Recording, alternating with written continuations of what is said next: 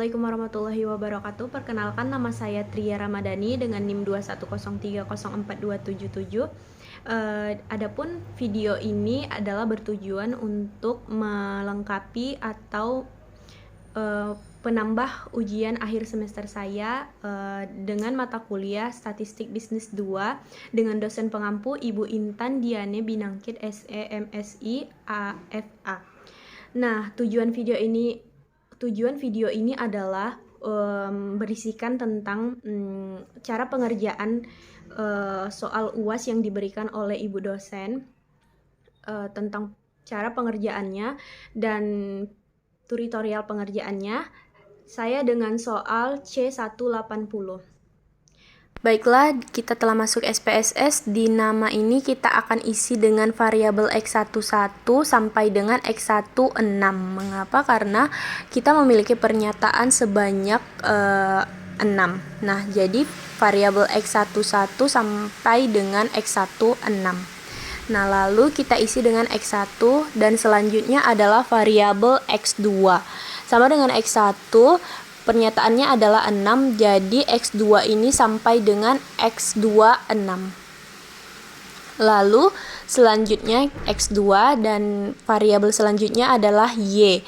Y1 sampai dengan Y6 juga, Y4, Y4 dan Y5. Lalu Y6 kita isi terakhirnya adalah Y. Nah, selanjutnya kita akan memasukkan label dari variabel X1 ini. Nah, seperti yang kita bisa lihat, kita akan memasukkan variabel pertama yaitu variabel X1.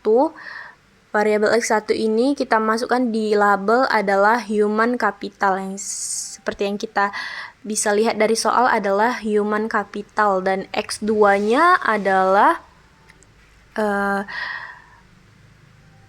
information capital ya. Kita bisa lihat dari soal adalah information capital.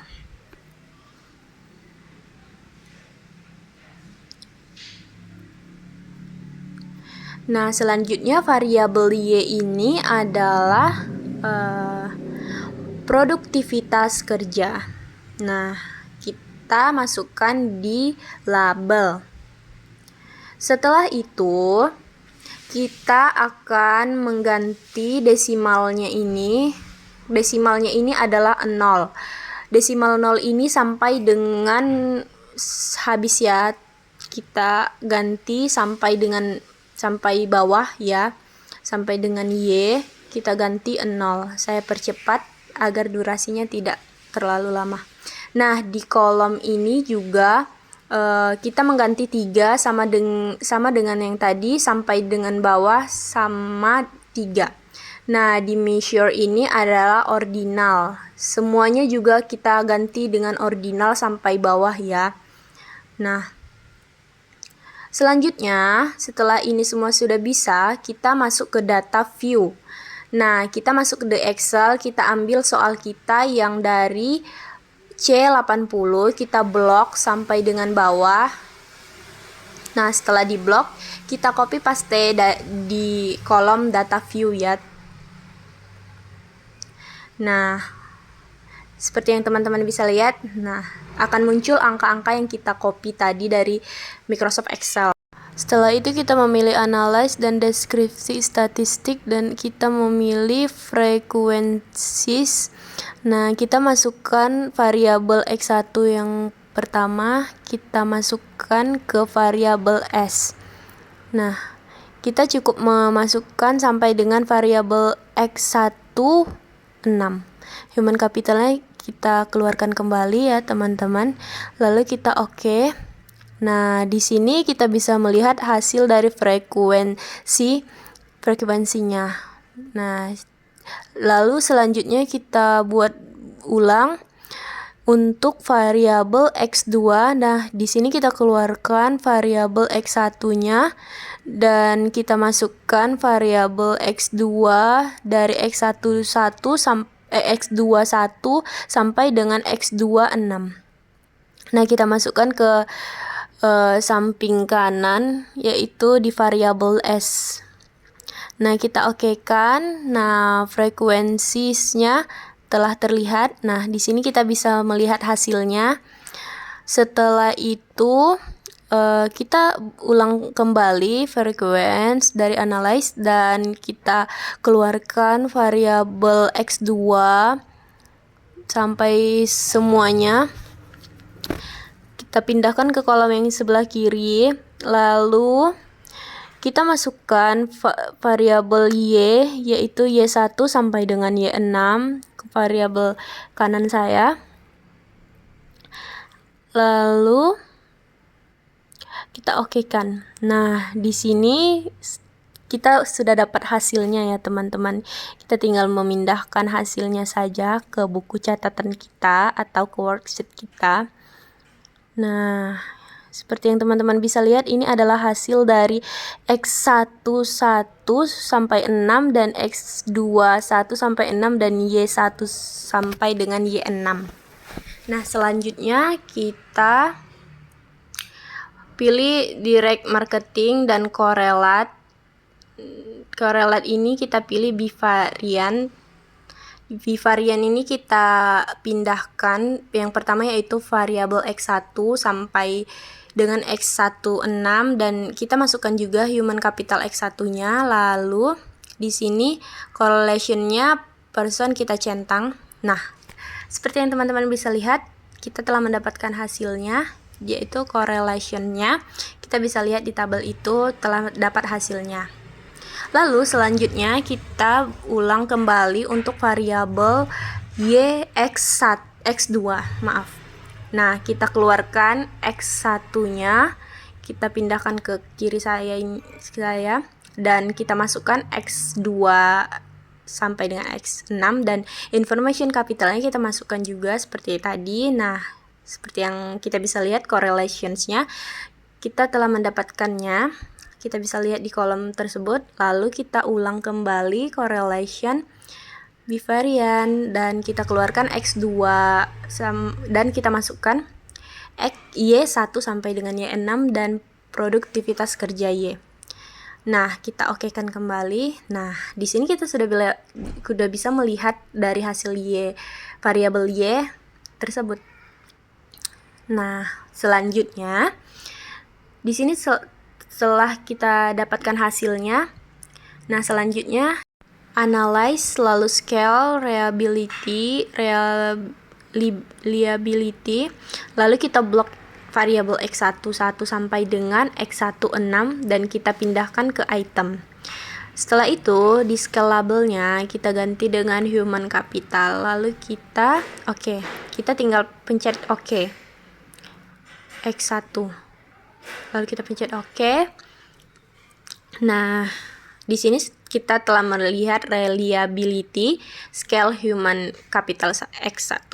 Nah, kita ulang kembali, analyze, lalu scale, lalu reliability. Ini X1 sampai X6 kita blok, kita pindahkan. Lalu X2-nya sampai dengan X6 kita pindahkan ke item.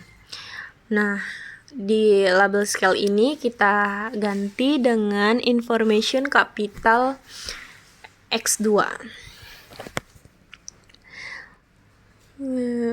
Information capital X2, lalu tekan OK. Nah, di sini kita bisa melihat hasil dari reliability, scale, information capital X2.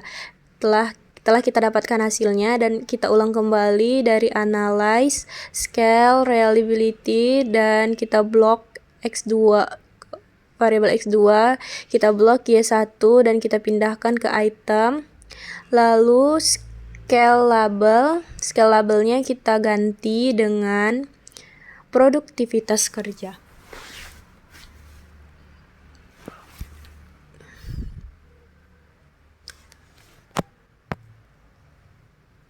Produktivitas kerja. Lalu selanjutnya setelah sudah kita tekan OK, nah hasilnya pun akan muncul. Nah, produktivitas kerja Y telah terlihat hasilnya. Bisa kita lihat bersama. Lalu selanjutnya adalah kita save, kita simpan dengan nama. Nah, pertama kita simpan, kita buat nama, lalu kita save.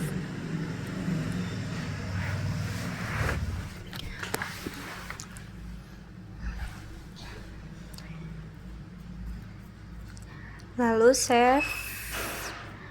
Oke, selanjutnya setelah kita dapatkan hasilnya, yang untuk mencari hasil yang selanjutnya adalah kita membuka SPSS baru atau kolom baru. Kita buka SPSS yang baru ya.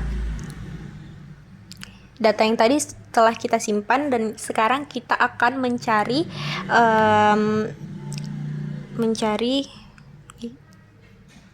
yang selanjutnya. Yang tadi sudah selesai ya, sampai dengan tabel 6. Nah, kita akan mencari yang selanjutnya. Nah, di sini SPSS-nya kita buka kolom baru dan di nama ini kita ganti dengan X1, X2, Y. Nah, variabel X1, variabel X2, dan variabel Y. Nah, di measure ini kita ganti menjadi scale.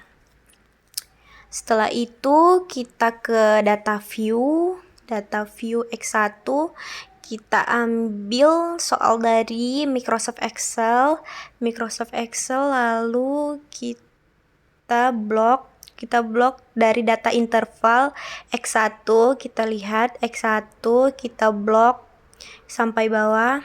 Nah, copy, lalu kita paste ke data view. Variabel X1-nya. Nah, setelah itu kita copy. Setelah kita copy, kita paste. Nah, selanjutnya kita mencari variabel X2. Variabel X2 ini kita dapat dari data interval X2. Kita blok dari atas sampai habis, sampai bawah, sampai dengan 76. Lalu kita paste. Dan selanjutnya seperti itu juga untuk variabel Y. Nah, variabel Y ini juga kita ambil dari data interval Y, dari data interval variabel Y. Nah, seperti yang kita bisa lihat, kita copy lalu paste di data view variabel Y. Nah, seperti yang kita bisa lihat, lalu kita analyze dan regression, lalu linear. Variabel Y ini kita pindahkan ke dependent. Lalu X1 dan X2 ini di independent S, lalu kita tekan statistik, kita centang deskriptif, collinearity, dan Durbin, dan oke. Dan di plot ini kita kita centang histogram, lalu unstandardized kita centang, continue, dan setelah itu kita okekan. Nah, di sini telah terlihat hasil dari regression, descriptive statistik. Nah, kita bisa lihat ada histogram Y juga. Kita bisa lihat semua ANOVA, correlation sudah ada ya. Dan description Y juga telah kelihatan hasilnya ya. Nah, kita sudah mendapatkan hasil, lalu kita pencet scan.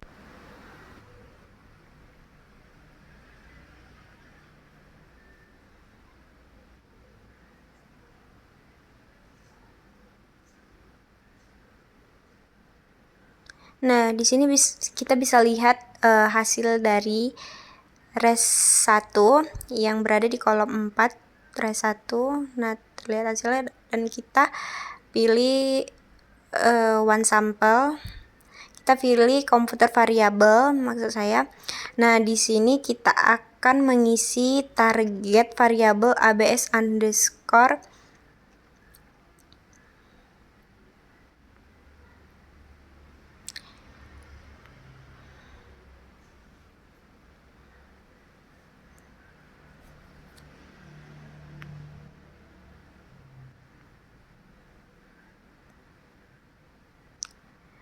ABS underscore resi atau resi, ABS underscore resi dengan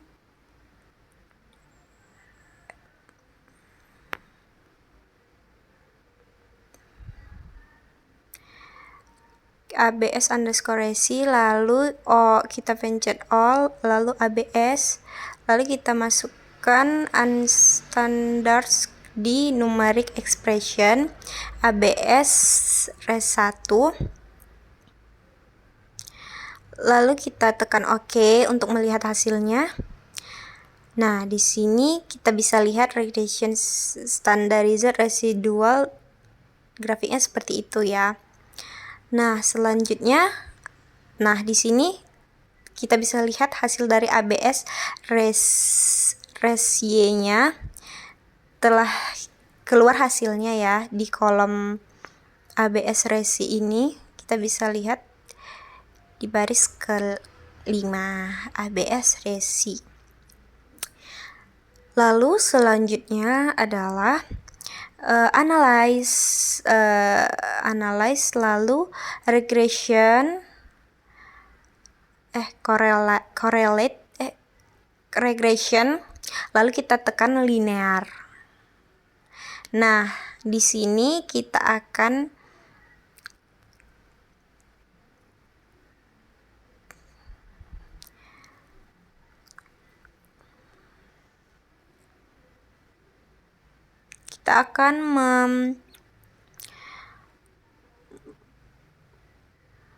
mengeluarkan variabel Y dari dependent, dan kita memasukkan ABS resi atau ABS underscore resi. Nah, setelah itu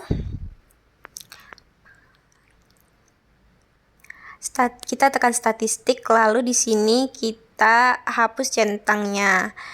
Durbin Watson juga kita hapus centang, lalu di plots kita masukkan S-receipt, lalu the parent, lalu histogram kita hilangkan, dan selanjutnya di sini kita centang di residual ini, kita centang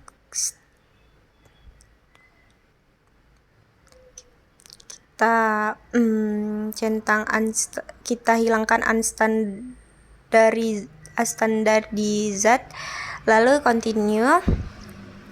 Setelah itu, setelah semuanya kita lalu kita tekan OK dan kita lihat hasilnya.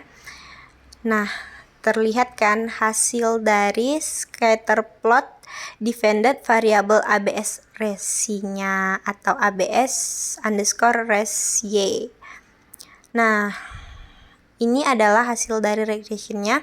Nah, semuanya telah kita dapatkan hasilnya. Kita bisa lihat di sini hasil dari semuanya. Nah, ini adalah regression standardized predicted value.